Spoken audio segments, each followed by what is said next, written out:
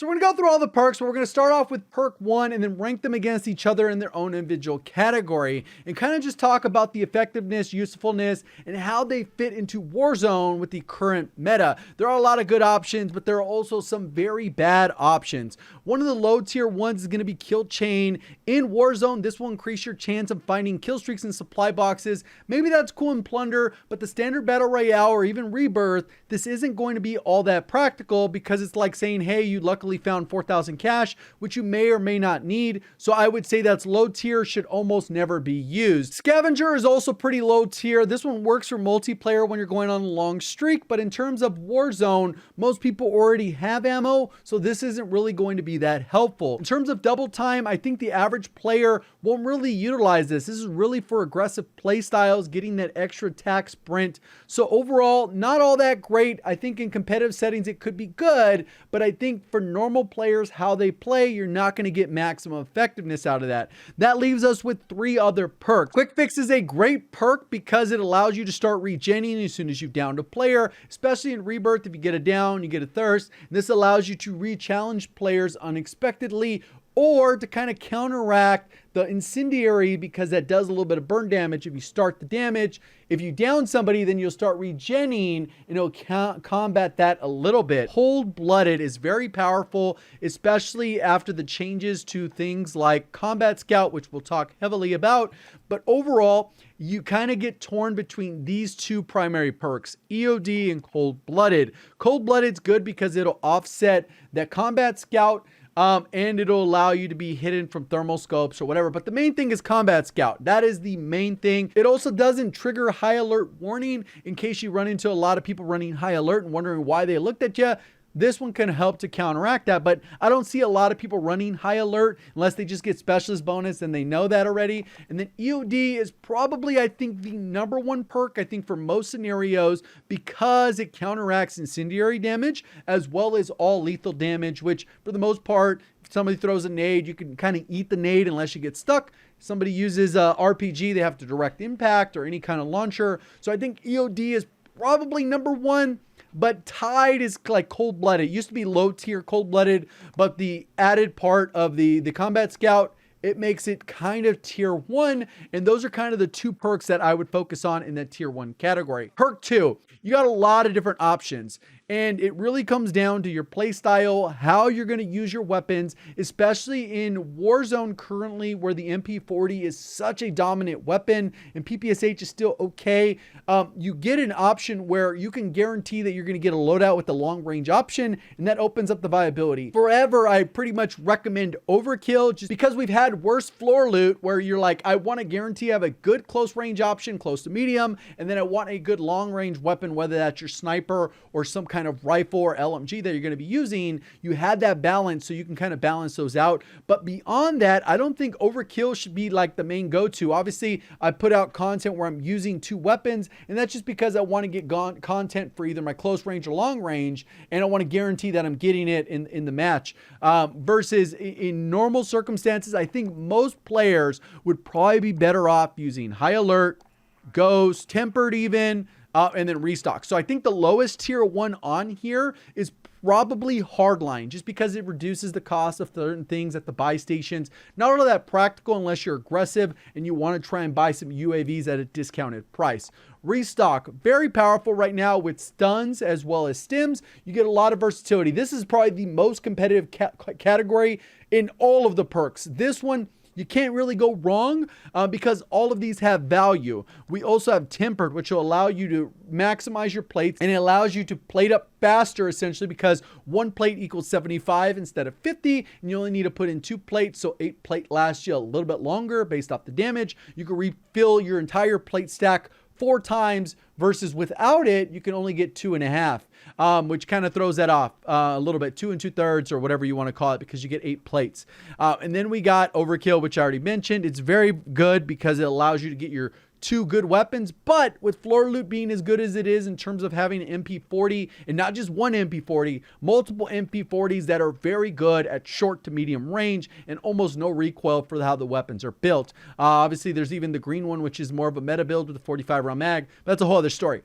Kill somebody, pick up their gun, likely they're going to be rocking the MP40. And then we got High Alert, which is super powerful, but because the usage of cold-blooded, it doesn't make it as strong as it would be. So because the other perk became a little bit more meta, that kind of lowers the High Alert perk. It's still very good, especially in solos, to know where somebody's at, especially with the TTKs as fast as they are.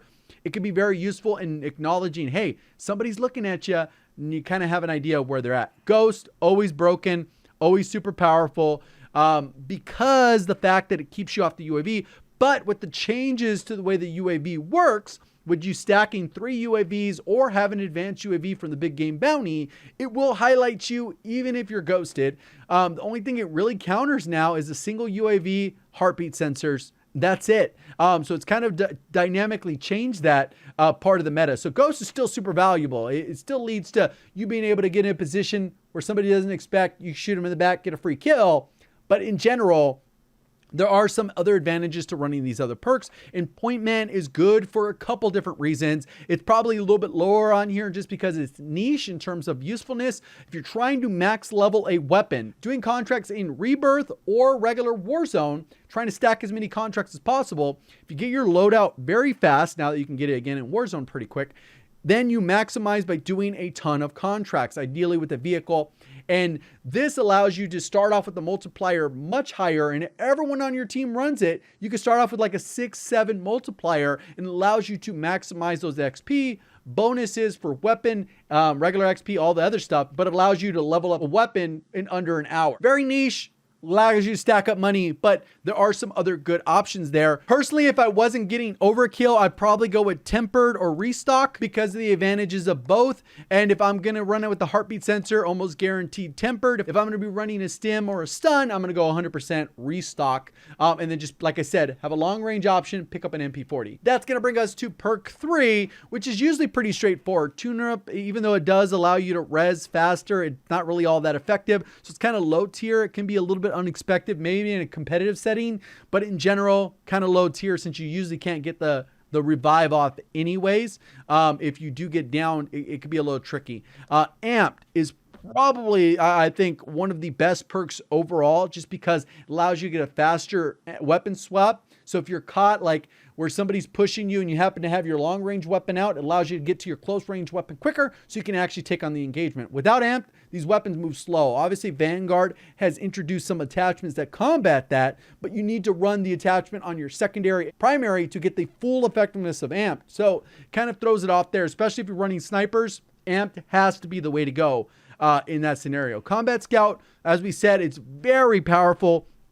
Highlights players. If players are running EOD, this will still work with that, and it allows you to have that red ping where you're automatically pinging the player, since normally you got to press up on the D-pad, or you have a scuff or something where it has paddles on the side where you can actually bind it to that and make it organic as part of that. Shrapnel, one of the most useless things we've ever seen in Warzone, and I've actually seen people run this and people have said, hey, you know what, I like getting double lead. It's like, bro, or you're wasting a perk if you're running Shrapnel. Remove it from your class right now. It is never okay to use.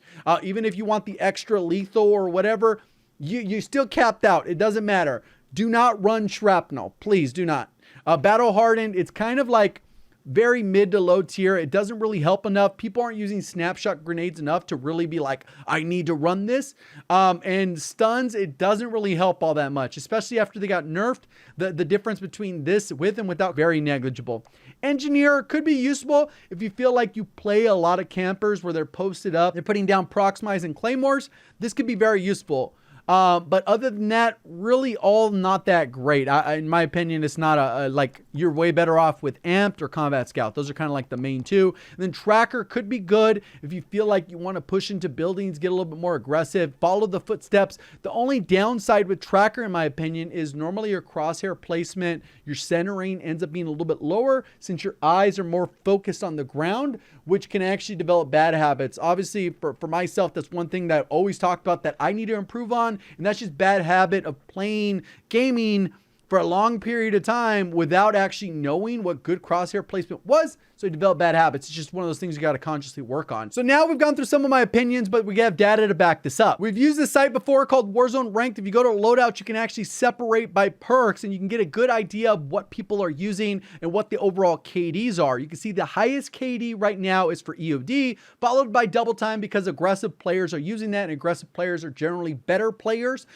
because they improve, they get more engagement, so they get more reps in, versus a camper gets into fewer engagements, so their progress is much slower, even though the likelihood of a camper killing a good player is much higher because they can catch them off guard. A lot that goes into it, and then you can see cold-blooded in the mix. So based off this, they definitely say EOD is probably the best, followed by a close second of double time if you're a higher skilled player, I would imagine, and then cold-blooded in there. But it really just depends how much are you dying to incendiary. This is a hard counter to incendiary. It's going to reduce that damage significantly, and a lot of times it's that 1 or 2 one shot that where like you barely have 1 inch at like a millimeter of health that's going to actually get you killed, and that can prevent it. Then we do the same thing for these ones. High alert, like I said, is very powerful if you're not running into a lot of cold-blooded users. It does allow you to play a situation badly, and instead of getting shot in the back, you can react to it. So huge advantage there. Then we got tempered because it does allow you to get back into an engagement much faster, especially if you're in close quarters. It allows you to put in 2 plates